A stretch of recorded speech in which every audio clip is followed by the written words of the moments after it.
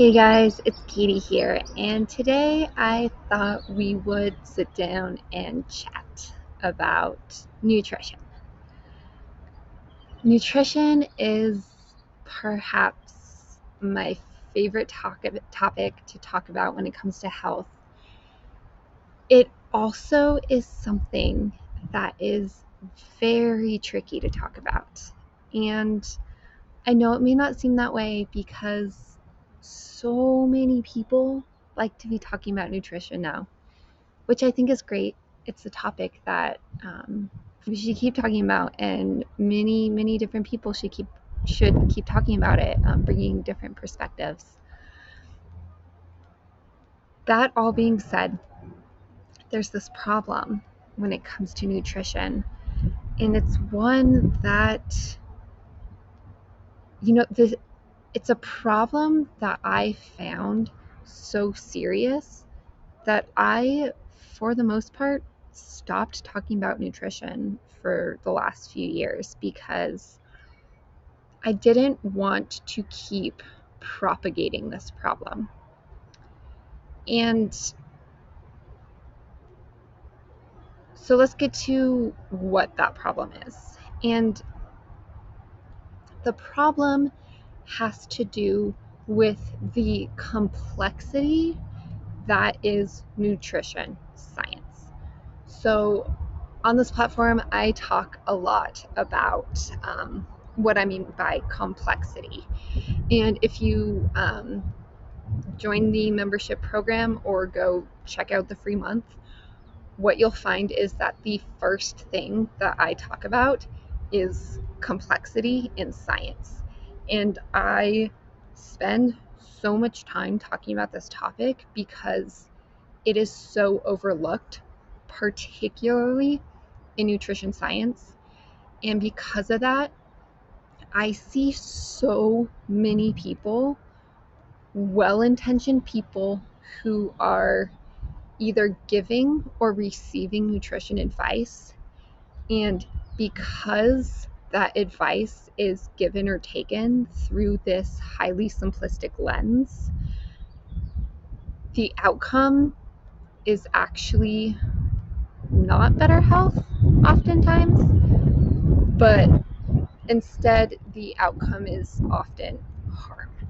Okay, that was a long roundabout way of saying that when I look at the way that people are teaching or people are receiving nutrition advice, there's a problem having to do with the oversimplistic nature of it, and that leads to harm.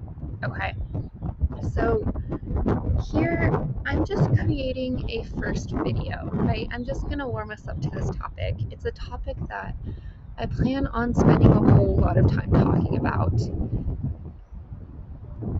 And to introduce this topic, I thought I'd just talk a little bit about how my nutrition journey has changed over time and how it continues to evolve. Sort of the key pieces in there. So I think a good place to start is just, where I am now. And I start here because where I am now is probably very different from the rest of you. And while a lot of you may be like, well, I want to hear about someone who has my own experience so that I can just copy that. And what I want to do here is get you away from the mentality that is, oh, that sounds like a good idea. That sounds like a good idea because that's working for her. Therefore, I'm just going to take on that same idea and do it for myself, and it should work. And, that fits into this, again, just oversimplistic framework that we've been told that is because a diet, or, I don't like the term diet, but, a way of eating, an eating style, because the way that I choose to nourish my body works for me, it should also work for you. And sometimes that works, but when it doesn't work, right? And when someone just takes someone else's diet and chooses to embrace it fully themselves, again, so often harm is caused. And one of my main intentions always is to avoid harm, create healthier outcomes. Okay, so getting back to my nutrition story. And I'm going to tell you it because, well, one, it's my story and I get to share my story. And also because my story is probably different from yours. And in hearing the differences, I think there's great opportunity for you to learn there. Does that make sense? In hearing my story and in hearing the similarities and differences, the intention is that you will be able to receive this and to look inside your own self and to think about your own story. And from there, be able to make your own decisions, which is what everything I do, right? Everything I do, whether it's here at Reprogrammed or whether it's over on my sister platform, Upward Slopes, it all comes back to just helping you be able to make better decisions about your own body and your own whole self. Okay, so let me finally share that story. So there's this thing that's happening with me in a week and a half that I decided to do for my own reasons, and it is to try to run 100 miles through the mountains in Colorado. I have 36 hours to do it, and there's 20 something thousand feet of elevation gain in there, and physically speaking, it is a beast. And physically speaking, the training has been a lot. It has been a lot for my body. It is a lot. I don't run every single day. I give myself plenty of time to recover. But most days I am out on the trails, or less ideally on the roads, out running, out hiking, and just physically putting a big toll on my body. And with that, there becomes a very serious need to make sure my nutrition game is on par, right? To make sure that I am very focused on fueling my body very effectively. And what I want to get to is what it means to fuel my body effectively, and what it may look like for me to fuel my body as, as maybe different from what it means for you to fuel your body. Because maybe you're also an ultra runner, and maybe you are interested in learning how to more efficiently fuel your body as an ultra runner. Or maybe you're a stay-at-home mom or dad with multiple kids, and you're also working a job and your life is just so chaotic in all these different ways. Maybe you're not, out on the trails all the time, but maybe you're just feeling physically, mentally, emotionally exhausted, okay? Or maybe you are working a full-time job and you are sitting at your desk 40, 50, 60 hours a week, and you need to know still this important question: how do I fuel my body most efficiently? That is the key question here whenever we're talking about nutrition. We're talking about this question: how do I fuel my own body given my own lifestyle and my own life circumstances? How do I fuel my body most efficiently, most effectively, and all that jazz, okay? So here here's what I've been thinking about lately. So I've got two situations going on, right? Most of the time, my training load is very high. And each day, I am working in this sort of balance between how do I get enough calories and how do I get enough other nutrients, right? Micronutrients, fiber, all that good stuff. How do I get all that in without upsetting my stomach? And as a runner, that is a huge deal, right? That also may apply to you in different circumstances, right? Maybe you're working with irritable bowel syndrome or some other unhappy gut situation, and maybe one of your constraints is that you need to get in enough calories and enough other nutrients without upsetting your stomach. And for me, and this is something that's very different than what I was focused on a few years ago before I became a crazy runner. These days, I am eating so many more what I would maybe call like calorie dense foods, right? Nutrient replete foods, right? Foods that are high in energy and not so high in micronutrients. Okay, potato chips being my favorite. Graham crackers, right? These foods that maybe we don't generally consider as healthy.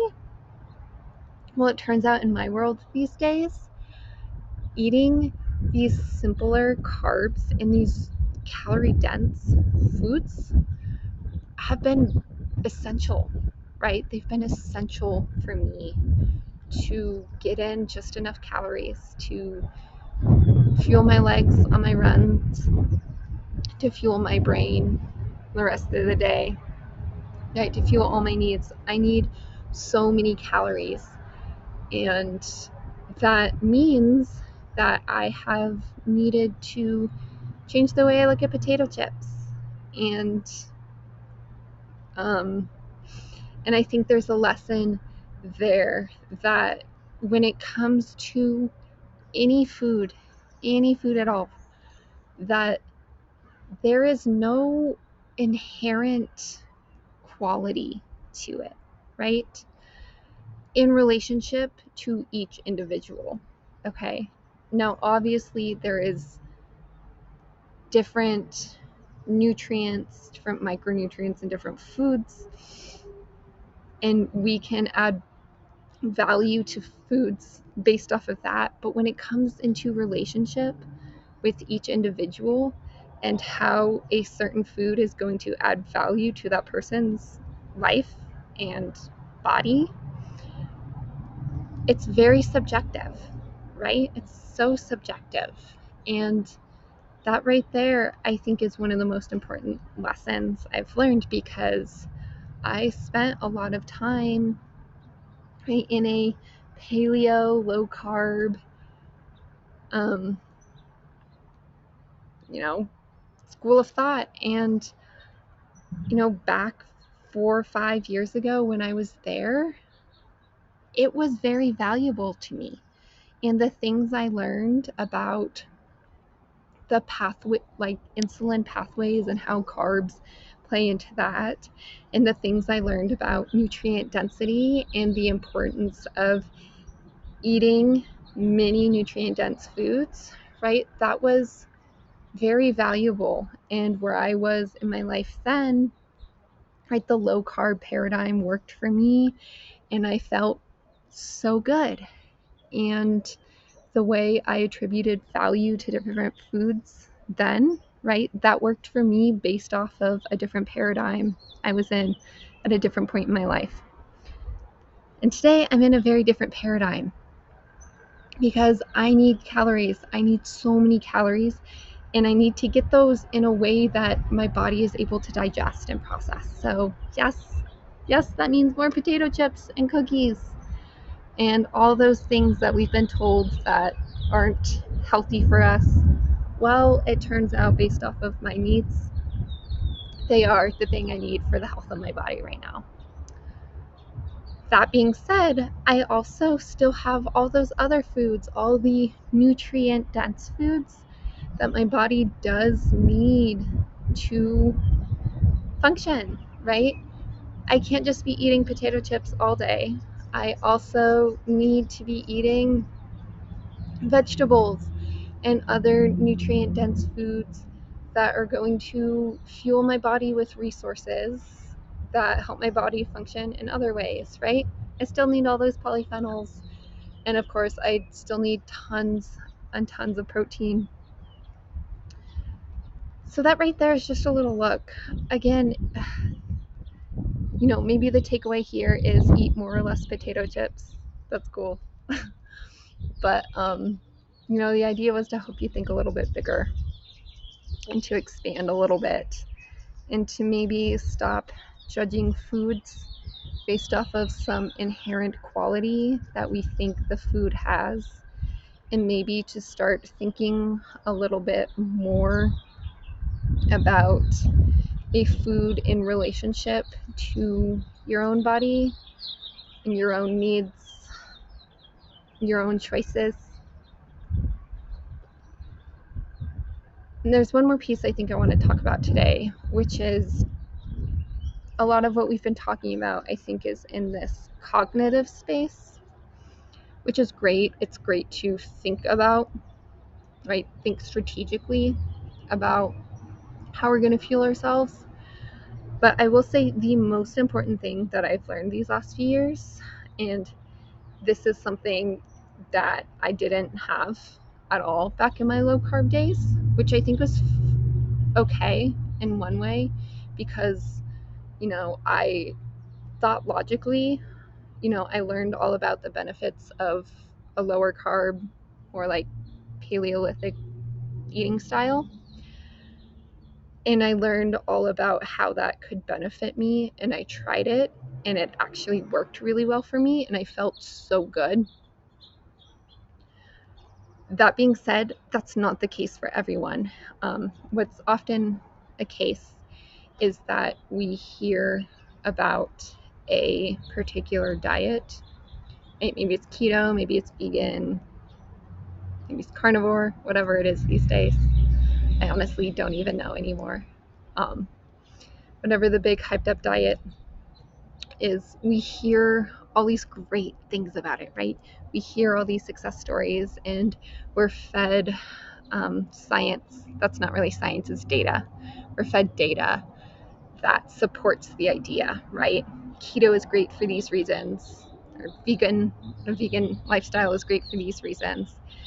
And we're given these ideas and we're told that based off of this data and based off of these other people's experiences, it should be healthy for you. And so we take this diet on, right? We become vegan, we go keto, and we try it out and it sucks, right? Maybe we can't afford the food, or maybe we can't find the food, or maybe we do have access to the food, but it makes us feel horrible, right? Or maybe every day just feels like a struggle, right? This is a very common story when it comes to trying to adopt different eating styles, and it's terrible. Again, going back to my number, one of my top intentions here is to not cause harm. And we do that. This is how we do it. This is getting to the point. We do it by learning to listen into our own experience. We do that by getting in tune with our bodies. And as we get in tune with our bodies, right, as we're able to listen to the signals that our bodies are sending us, we become capable of making choices that actually lead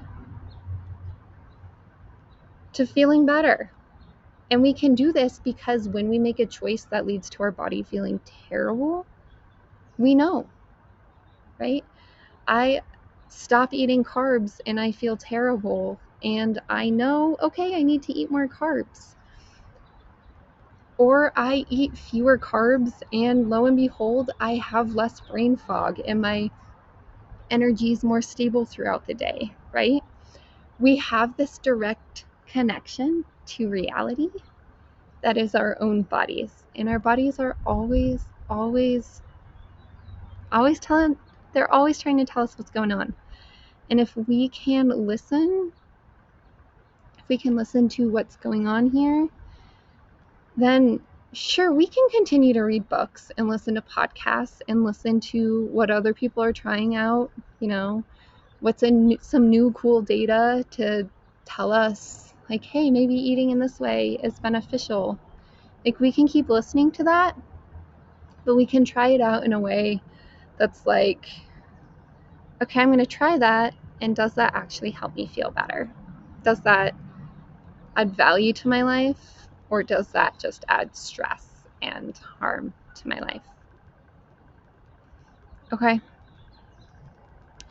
And just bringing this home, that's really the number one thing that I've been learning these past couple years, especially with ultra running, is I've really had to throw out any sort of idea that other people have told me is, oh, this is the way you should be eating for optimal health, right? That's not a thing. There is no you should eat this way for optimal health, because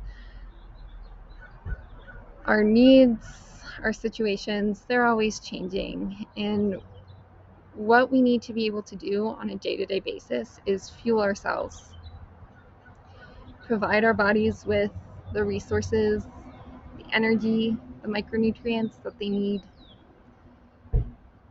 So that's really what ultra running has been teaching me, is just putting such a demand on my body has required me. It's required that I reciprocate and that I spend so much time listening to what my body needs. And some days it's a lot of potato chips. Some days it's the whole bag, the big bag. I'll just go through the whole thing because I need that many calories. And also I'm going to eat it with broccoli and maybe a little bit of meat, or maybe it's a lot of beans and rice. Or maybe on another day, it's not the potato chips. Maybe on another day, I'm really focused on just really wholesome, nutrient-dense foods all day for multiple days. And just wrapping this up here, that's where I am right now. I'm in my final days here before the big day, before the big race, and I've done most of my training. I've put in the miles. And right now I need to rest and recover. And what that means for me is reducing inflammation as low as possible, eating plenty of calories, but maybe not as many as I needed, like last week when I did a marathon training run. What I need now is just to really focus on deeply nutritious foods, right? Nutrient dense, things that are going to help lower inflammation and just provide my body with all sorts of resources so that I can go out and run 100 miles through the mountains here very shortly. So that's where I'm at today. Again, the idea here was that I think my story is probably different than yours. Right, this platform isn't necessarily geared towards ultra runners or other extreme athletes. What this platform is geared towards is to help you understand how to make healthier decisions based off of whatever your circumstances are. And mine may be a little bit extreme over in this corner, but it's just my own situation. We all have our own situations, and we can certainly continue to learn from each other, and we can certainly continue to look at other people who are in similar situations as we are. But we always always have to go back to what is my own situation and what is my body asking of me. Is my body liking the foods I'm providing it, right? No matter how much data supports how healthy this food is my body wanting this thing right now, right? That's always going to be the key there. Okay, so I hope you liked this first video. I hope it's not too noisy out here, but I could not turn down a beautiful day to sit beneath these deer ponderosas and just chat. And that's what I'm going to plan on doing from here on out, is just continuing to sit down and chat with you and have some discussion about these tricky concepts and maybe help weave a better path forward where we are better and better capable of making healthier decisions that actually serve our own selves. So thank you so much for tuning in today. I will see you next time.